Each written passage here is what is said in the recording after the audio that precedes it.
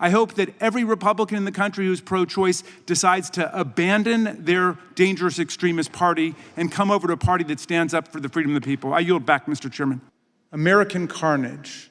That's Donald Trump's true legacy. The Watergate break-in was like a Cub Scout meeting compared to this assault on our people and our institutions.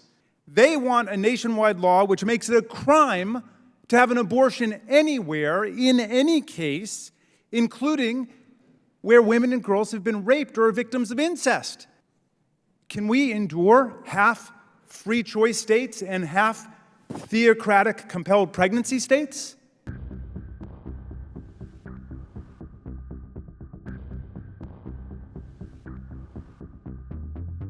You might imagine that our founders would have been shocked to learn that an American president would one day come to embrace and excuse political violence against our own institutions, or knowingly send an armed mob to attack the Capitol to usurp the will of the people. Sergeant Aquilino Gonell is an Army veteran who spent a year on active combat duty in the Iraq War and then 16 years on the Capitol Force. Nothing he ever saw in combat in Iraq, he has said, prepared him for the insurrection, where he was savagely beaten, punched, pushed, kicked, shoved, stomped, and sprayed with chemical irritants, along with other officers. I wonder what former President Trump would say to someone like Sergeant Gonell, who must now go about remaking his life. I wonder if he could even understand what motivates a patriot.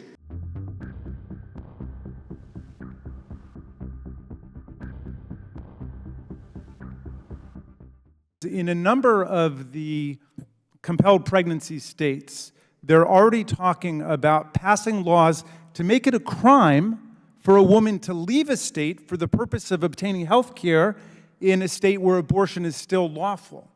And they want to make it a crime for people who enable them to leave the state, whether they're in another state or they're in that state. 62% of Americans say that they support a nationwide law protecting a woman's right to choose, consistent with Roe versus Wade, including not just the vast majority of Democrats, but 57% of independents and 40% of Republicans, although they don't appear to have much voice in the Republican caucus today.